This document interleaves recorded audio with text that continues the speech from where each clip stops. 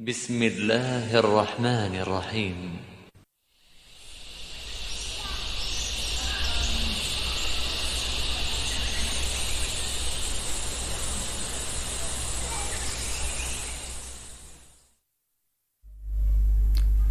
Bismillahirrahmanirrahim. Assalamualaikum warahmatullahi wabarakatuh. Alhamdulillahirabbil alamin, wassalatu wassalamu ala asrofil anbiya wal mursalin wa ala alihi washabbihi ajmain, amma ba'du. Alhamdulillah, jumpa lagi dalam belajar bahasa Indonesia jarak jauh. Bagaimana kabar kalian? Alhamdulillah, semoga kalian selalu dirahmati oleh Allah Subhanahu wa taala dan diberi kemudahan dalam belajar bahasa Indonesia jarak jauh ya. Baik, pekan kemarin kita telah membahas tentang teks laporan percobaan. Untuk pekan ini adalah sambungan pekan kemarin karena pembahasan kemarin belum selesai ya. Mempelajari teks laporan percobaan diharapkan kalian mampu menyampaikan secara lisan ataupun tulisan isi informasi dari teks laporan percobaan yang dibaca ya. Kita akan merojaah dulu ya tentang pembahasan pekan kemarin ya, yaitu pekan kemarin kita membahas tentang definisi ya, definisi teks laporan percobaan ya, tujuan teks laporan percobaan, fungsi teks laporan percobaan, dan struktur isi teks laporan percobaan. Baik ya, kita akan merojaah dulu tentang pengertian teks laporan percobaan. Dari kalian ada yang tahu atau ada yang masih ingat pengertian dari laporan atau teks laporan percobaan? Oke, baik ya. Ya. Teks laporan percobaan adalah teks yang berisi paparan tentang tujuan, ya, proses dan hasil percobaan. Ya, saya ulangi. Teks laporan percobaan adalah teks yang berisi paparan tentang tujuan, proses, dan hasil percobaan. Ya, baik ya. Apaan? Nah, ini akan Ana tampilkan lagi ya. Pekan kemarin sudah Ana tampilkan contoh teks percobaan. Nah, ini adalah contoh teks percobaan yang baru ya. Oke, ini silakan baca dan simak baik-baik ya.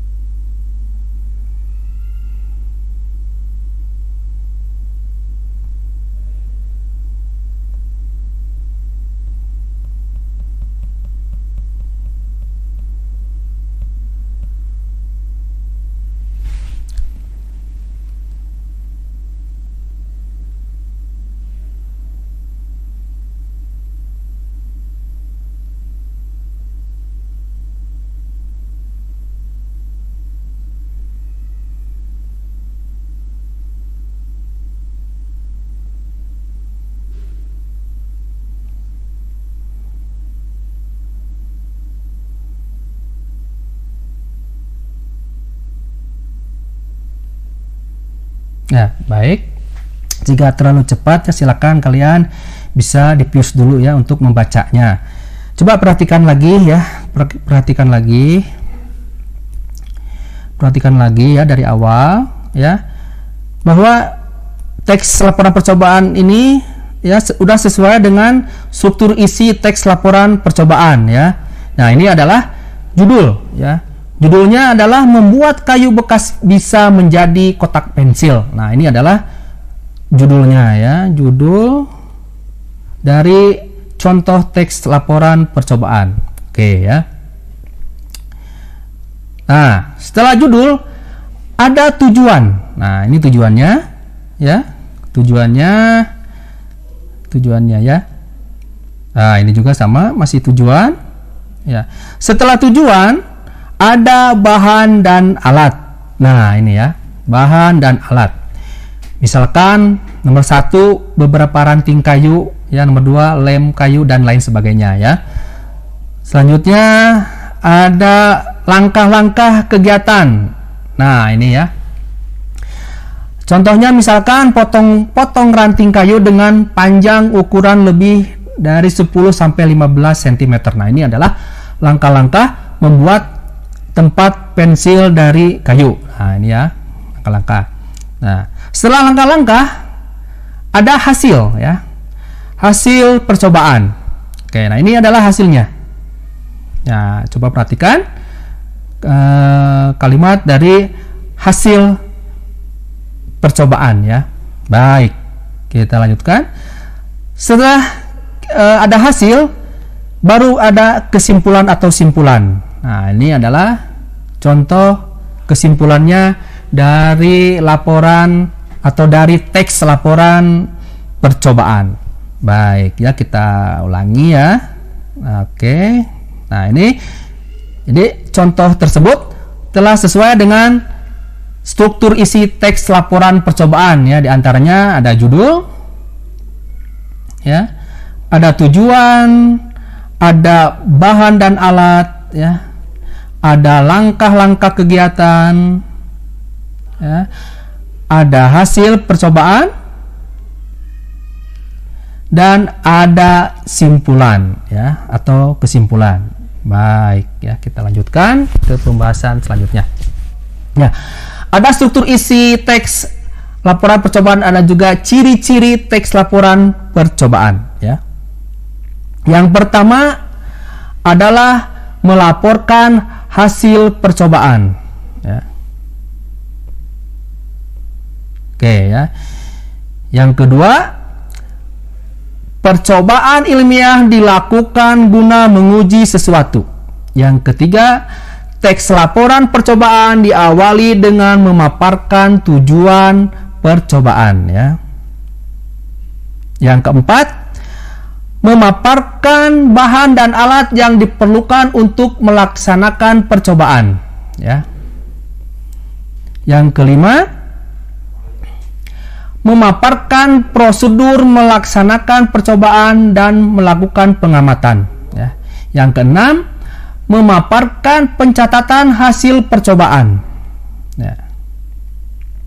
Yang ketujuh, di akhir laporan dipaparkan simpulan hasil percobaan berdasarkan hasil analisis terhadap data hasil pengamatan ya. Yang kedelapan, harus mengandung fakta ya. Ini masih ciri-ciri teks laporan hasil percobaan ya. Yang kesembilan, bersifat objektif ya. Yang kesepuluh, harus ditulis sempurna dan lengkap ya. Yang kesebelas, tidak memasukkan hal-hal yang menyimpang, mengandung prasangka ataupun pemihakan ya. Baik.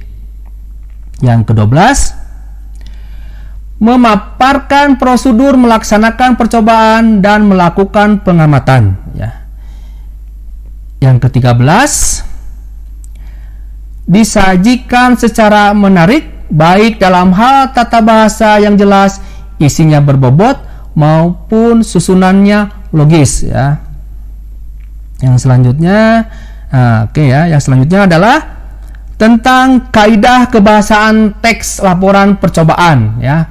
Yang pertama adalah menggunakan sinonim atau antonim ya. Umumnya pada teks laporan percobaan terdapat kata yang bersinonim dan kata yang berantonim ya. Ada yang tahu apa pengertian dari sinonim dan antonim? Oke ya.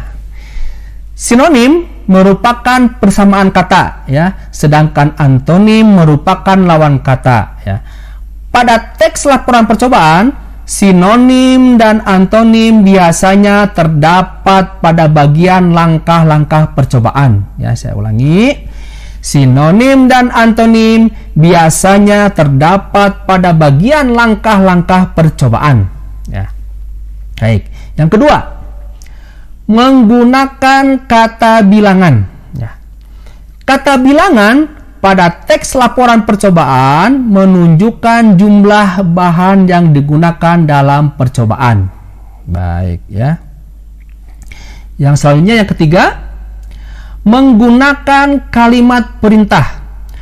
Contoh kalimat perintah pada teks laporan percobaan diantaranya adalah siapkan, aduklah, hindari, tambahkan, tuangkan, sebaiknya, campurkan, dan lain sebagainya. Yang terakhir, ya, atau yang keempat, menggunakan kata hubung. Ya.